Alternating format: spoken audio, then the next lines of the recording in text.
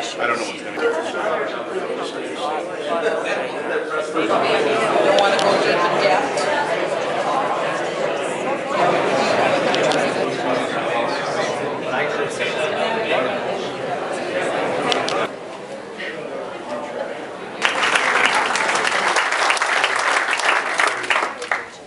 Good morning, and great turnout. Appreciate the citizens and business leaders and community partners of the city of Rice Lake. And on behalf of myself, President of the Rice Lake Chamber, would like to welcome first, in an introduction, Rebecca Clayfish, Lieutenant Governor.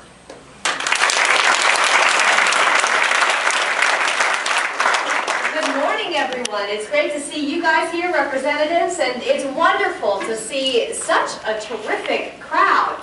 In the car ride on the way over, I was on the phone ordering my daughter's birthday cake for Friday. She's having her 11th birthday, and she wanted the Frozen theme. And I said, you know, the Frozen theme is going to be fantastic, and after Friday, I am done with the Frozen theme in this day. I'm sure you all are in agreement. This winter has been fantastic for our tourism industry and for all of those who enjoy the outside in Wisconsin in the winter, but it's spring, and I think we're ready for a thaw. I think we're also ready for some relief when it comes to taxes and economic development. And Governor Scott Walker really gets that.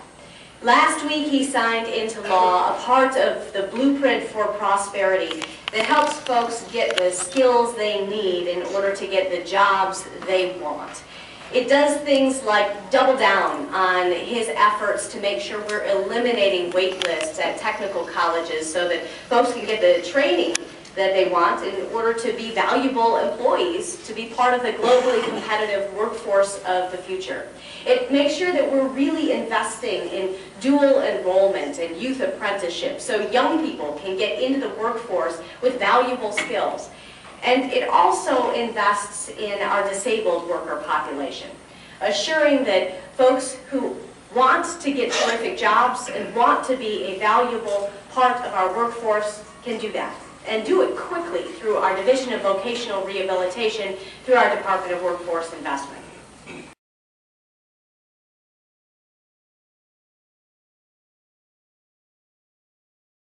These are all incredibly important things as a part of the blueprint for prosperity that's going to propel Wisconsin forward. But the other big part, the governor signed into law just a couple of days ago. The part that you can really get excited about. Making sure that you get to keep more of your own money. And won't that feel good to keep more of your own money? It's about time. It's about time you have a governor and a legislature that really understands that when you have a surplus, money that comes into government over and above what government ever budgeted for, that surplus belongs to you, the taxpayers of our great state.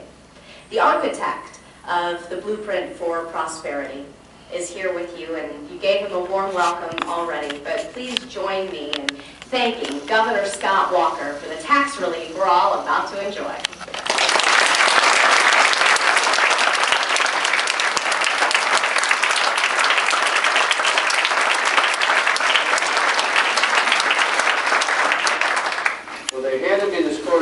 So we'll see if it works there. That's perfect. First of all, it's great to be back in Rice Lake, back in the county. We are both here in Rice Lake and throughout the county. Love being here. We're talking about late last year in October, being over at the cooperative. We always come in and see folks from all throughout the region, not just in the county, but beyond. And it's good to be back here in town. I was saying in the land to the mayor, we appreciate being able to be here in City Hall, along with folks from the chamber and all of you being here. That in addition to having been here many times as your governor, some of my best memories being in Rice Lake are actually on my Harley.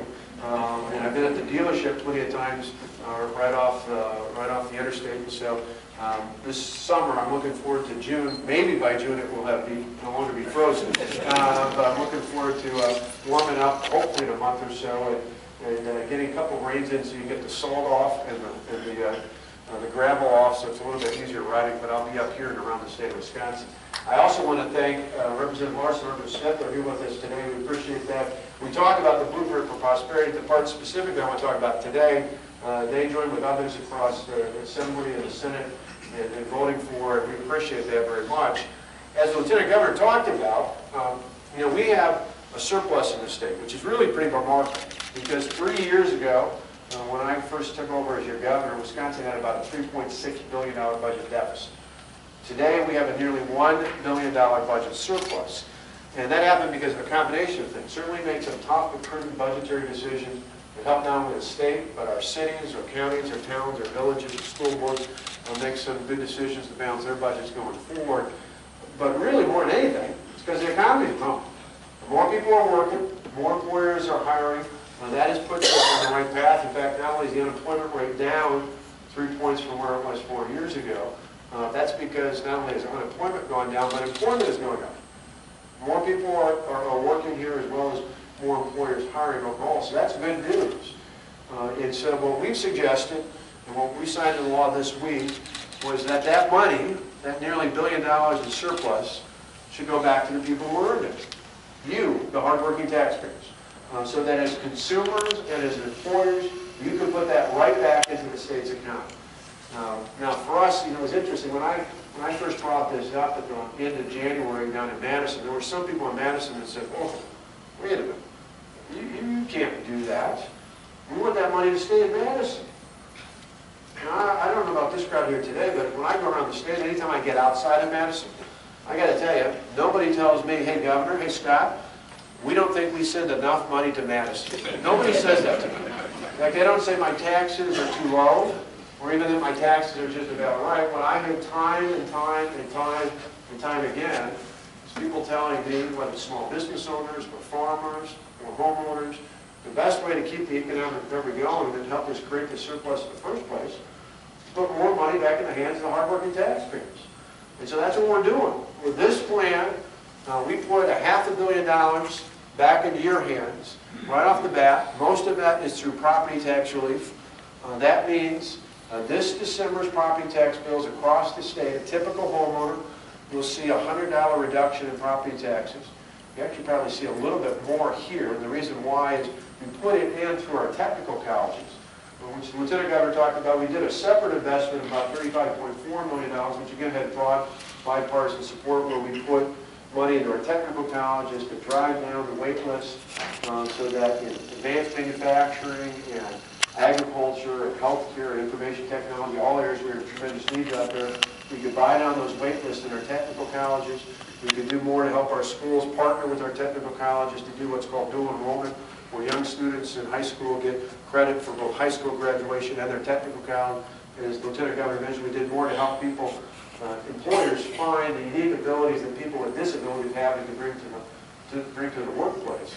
And we did all that separately, but in our tax relief, specifically our property tax relief, we provide that property tax relief through buying down the levy that's required for our technical colleges. We did that so that it was uniform across the state. So whether you have a home in Rice Lake, or in Wauwatosa, or in Onalaska, or Wausau, or anywhere else around the state, it affects the mill rate. Well, you're one of the 4 technical college districts in the state, Wisconsin Indian Head, right here in the northwest part of the state, where, because your levy's pretty low to begin with, you have almost effectively wiped out almost all of your tax levy that comes out for your technical college. Now, that doesn't affect how your technical college is run. It has no bearing on the governance. It just means when you look at next year's property tax bill, not only going to be lower, you're going to have almost nothing left that's going to come off your property tax levy for your technical college. So you get a pretty good deal. You get the quality and investment we put in our technical colleges, the more we're adding, without having that burden falling on your property tax bill. In fact, this December, the property tax bill for a typical homeowner in the state will actually be lower in December of 2014 than it was in December of 2010. How about that for a term? Pretty good going forward. And in fact, we'd like to continue that. My goal is by 2018, 4 years from now, as we start to look forward to next year's budget for the state, we'd like to be in a position where property taxes in December of 2018 are actually lower than they were in December of 2014, which means they're lower than they were in December of 2010.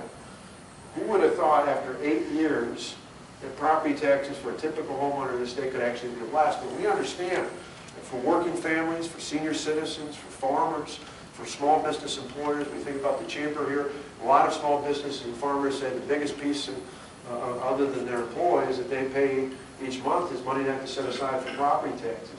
We also know going forward, it's more than just about taxes.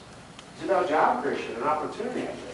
We know that if employers have more money in their hands, they're going to reinvest that, particularly small businesses, back into new equipment. When I go to manufacturing sites around the state, it's amazing. I'm a little geeky. I ask about how much something costs.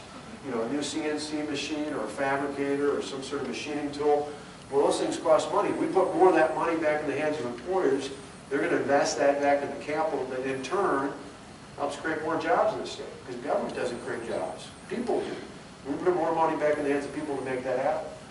On top of those changes in property and income taxes, the other big thing we're doing is starting next Tuesday, so less than a week from now, on April 1st, no fooling, on April 1st, we're going to put over $320 million into withholding reform. You know withholding taxes? Those are the taxes that the federal and the state government take out of our paychecks for money on taxes we owe at a higher rate than we owe. They earn interest on it, and then they give it back to us the next April without the interest, and we feel happy because they gave us a refund. It was our own money to begin with, right? That's what withholding is. And so because we've lowered income taxes, not just at this plan, we lowered it in the budget this summer. Hopefully you start to see it if you're putting your tax bills together to pay on by April 15th, but hopefully you've seen that everyone who pays income taxes in this state will see a reduction in rates. There's fewer brackets, lower rates because of those and some other changes. We don't need to take as much out of withholding anymore. So starting April 1st, we're going to reduce the amount that comes out of paychecks, which means for a typical working family in this state, mom and dad work, 2 kids, typical family here in this state, that means an extra $522 in your paycheck by the end of the year. That's real money. That's some real money. You add that to the property tax relief, and that's some good stuff. That's right.